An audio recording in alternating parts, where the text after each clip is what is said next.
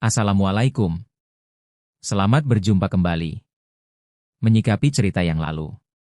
Jalan Raya Mawar sudah lama dikenal sebagai jalur maut dan terkenal angker. Tidak ada yang berani melintas di sana setelah tengah malam. Bukan hanya karena jalan itu sepi dan gelap membuat kita takut. Tapi karena ada sesuatu yang selalu muncul. Bayangan seorang perempuan muda yang berdiri di pinggir jalan, dengan rambut panjang menutupi wajah dan gaun putih yang lusuh, berlumuran tanah. Pada beberapa tahun yang lalu, seorang gadis bernama Mawar meninggal tragis di jalan itu.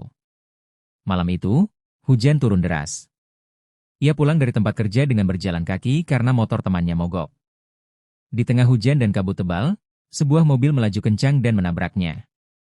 Pengemudi kabur meninggalkannya begitu saja. Esok paginya, tubuh Mawar ditemukan tergeletak di parit, matanya masih terbuka seolah menatap langit penuh dendam.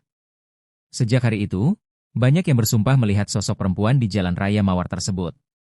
Kadang berdiri dia menatap pengendara, kadang tiba-tiba muncul di tengah jalan, membuat pengemudi panik dan kehilangan kendali. Sudah beberapa kecelakaan terjadi di tempat yang sama. Orang-orang desa mulai menyebutnya arwah jalan raya Mawar. Suatu malam, Randi, yang profesi seorang pengemudi ojek online, nekat mengambil pesanan yang melewati jalan itu. Ia tidak percaya pada cerita hantu. Ah, cuma mitos, pikirnya sambil menyalakan motor. Tapi malam itu terasa sangat berbeda. Udara mendadak dingin, kabut turun begitu tebal hingga lampu motor hampir tak menembusnya. Ketika Randi sudah sampai di tikungan tajam dekat pohon yang besar, ia melihat sosok makhluk seorang gadis berdiri di pinggir jalan. Rambutnya basah, pakaiannya putih kotor, dan wajahnya pucat menunduk. "Permisi, Mbak, mau saya antar?" tanya Randi, menahan getar suaranya. Gadis itu mengangkat kepalanya perlahan. Matanya kosong. Bibirnya bergerak tanpa suara, hanya terlihat seperti berbisik, "Tolong aku." Randi sontak menekan gas dan kabur secepat mungkin. Tapi entah bagaimana, saat ia menoleh ke kaca spion, gadis itu sudah duduk di jok belakang motornya. "Balikan aku ke rumah," katanya dengan suara serak, membuat bulu kuduk Randi berdiri. Kemudian seketika itu motor tiba-tiba mati tepat di depan sebuah rumah tua di tepi jalan. Randi menoleh, dan melihat ke arah gadis itu sudah tidak ada. Yang tersisa hanyalah aroma bunga melati yang pekat dan suara tangis pelan di antara desiran angin. Keesokan harinya, Randi menceritakan kejadian itu kepada warga sekitar.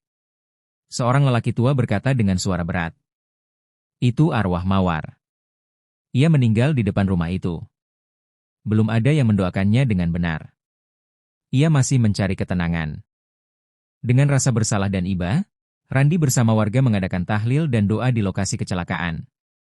Mereka menyalakan lilin, menabur bunga, dan memohon agar arwah Mawar diampuni dan diberi tempat yang tenang. Sejak malam itu, jalan raya Mawar berubah.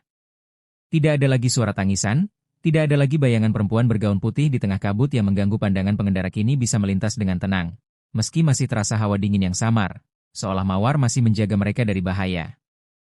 Kini orang-orang berkata dengan lega, arwah jalan raya Mawar sudah tenang, dan tidak mengganggu lagi. Semua kembali seperti biasa.